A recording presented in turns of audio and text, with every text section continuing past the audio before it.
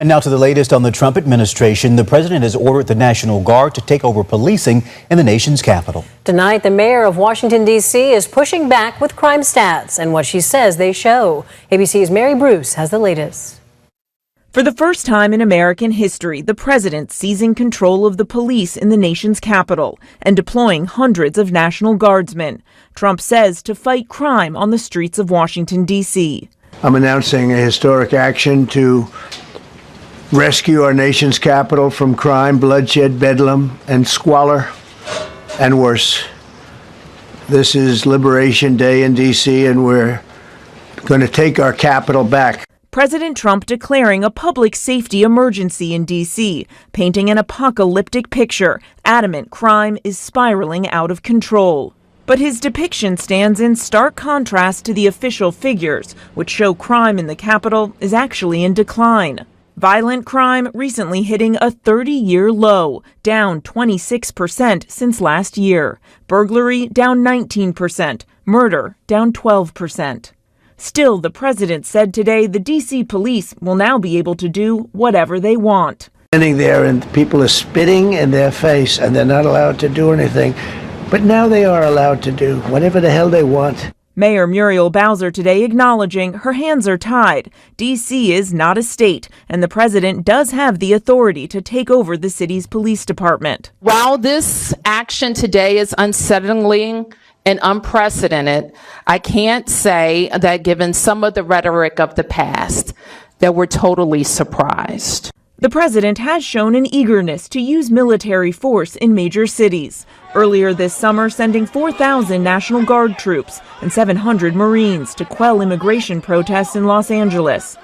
And tonight, he's threatening to do this to other cities, saying the model in Washington, D.C. could be used to combat crime in cities like Chicago, Oakland, and Baltimore, all cities notably in Democratic-led states. We're not going to lose our cities over this. And you already know, this channel we hold racist Caucasian people accountable, because if we don't, who will? And before we begin this video, if you don't like black people, black issues, black talks, get the step. Yes, crime, particularly violent crime, has decreased in Washington, D.C. in recent years, including 2025. While there was a spike in violent crime in 2023, it has fallen since then and is now at a 30-year low. Carjackings and homicides are also down, with carjackings showing a particularly large decrease after several years of increase. Despite claims from President Trump about a rising crime emergency in D.C., data indicates that crime is actually decreasing. Make that make sense. So let me get this straight. Crime is going down in D.C., but he's still sending in 800 National Guards. But wait, to know what's going on right now, to know what's going on today, you have to know your history. The CIA and the government, they created poverty in the black community on purpose. And we'll talk about the crack era, the drug era. We'll talk about that later on in this video, because Trump is just doing what every other president did. They all found ways to keep the black community from progressing. Tell me I'm lying. Matter of fact, before she died, before she was murdered on this flight to DC, it was only 1 minute left to land before she was murdered. She was taking Washington, D.C. to court. She was suing Washington, D.C. She'd been calling out these people. You know what? Run the tape. Kia Duggins, a civil rights attorney, says the pretrial and drug-free zone provision can disproportionately affect black and brown residents, further resulting in the undermining of their constitutional rights and protections.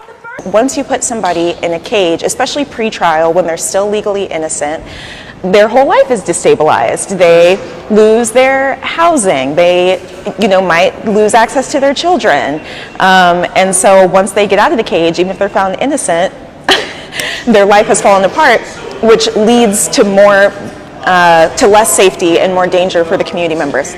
We believe that this crime bill does not keep DC residents safe. It actually just empowers the police and the government to harass and arrest people without probable cause, put legally innocent people in cages, and do other things that put black and brown people at risk. What we're asking for real public safety is investments into housing, healthcare, education, other social and economic supports that really actually keep people safe. And like I always say, make that make sense. And to this day, every time I think about Kia Duggins, it still hurt my heart on how she died. You telling me a plane full of people? You telling me a Black Hawk helicopter crashed into that plane? They only had 1 minute to land that plane, and you telling me that was just a coincidence? No, I don't feel like that was a coincidence. And look, if I'm tripping, if y'all feel like I'm tripping in the comment section, tell me I'm tripping. And look, the rabbit hole gets even deeper. Check this out. And this article is by USA Today. It was published August 11th, 2025, yesterday. President Trump says other U.S. cities could be next as he deploys National Guard to D.C. We're not going to lose our cities over this. Trump said he might expand his crackdown on crime in the nation's capital to other major U.S. cities as he announced plans to send 800 National Guard troops into Washington, D.C. Trump singled out New York City, Los Angeles, Baltimore, Chicago, and Oakland during a Monday, August 11th conference as potential future targets. Make that make sense. And I keep telling y'all, it's nothing new under the sun. President Nixon did the same exact thing, but his campaign was war on drugs, and it was all a scam. His own assistant told the whole story. He said first they was going to put the drugs in the black community, then it was going to arrest everybody, and then they was going to use the media to make the black community look like the villains. I keep telling y'all, nothing has changed. The game is cold with these people. And see, now I have to spaz out. Look, crime is down in D.C., Baltimore, New Orleans, and Chicago. But listen up, you have to use your common sense. Without crime and chaos, these racist politicians, they cannot make money. And remember, crime pays. It's the American way. And hell, Donald Trump had 34 felonies, and he's still the president of the United States. Tell me I'm lying. Black women have a higher mortality. Wait. I decided to write down a list of who the real criminals are in this country, because if you go crack down on black cities, you need to keep that same goddamn energy for your people. Check this out. Black women have a higher maternal mortality rate in hospitals compared to white women. Make that make sense. And like I said earlier, they have to keep the same energy because these doctors and these hospitals, they murder black women on purpose and nothing ever happens. Matter of fact, you can't even sue the hospitals. They created laws to where you can't even sue the hospitals. That's real criminals. These cops, these racist cops, they murder innocent black men and they get to go home to their families with no worry in the world. That's real criminals. Let's talk about these sports betting companies. They turning everyone into gambling junkies. Teenagers, adults, they turning everyone into gambling junkies. That's real criminals. Let's talk about these sex companies. They ruining men and women's lives every day and not giving a damn. That's real criminals. And let's talk about these plant companies. They causing cancer alleys and they ruining nature. They don't give a damn. That's real criminals. And let's move on to Hurricane Katrina. You know what? Y'all know where I'm going. And if I'm lying, please tell me I'm lying.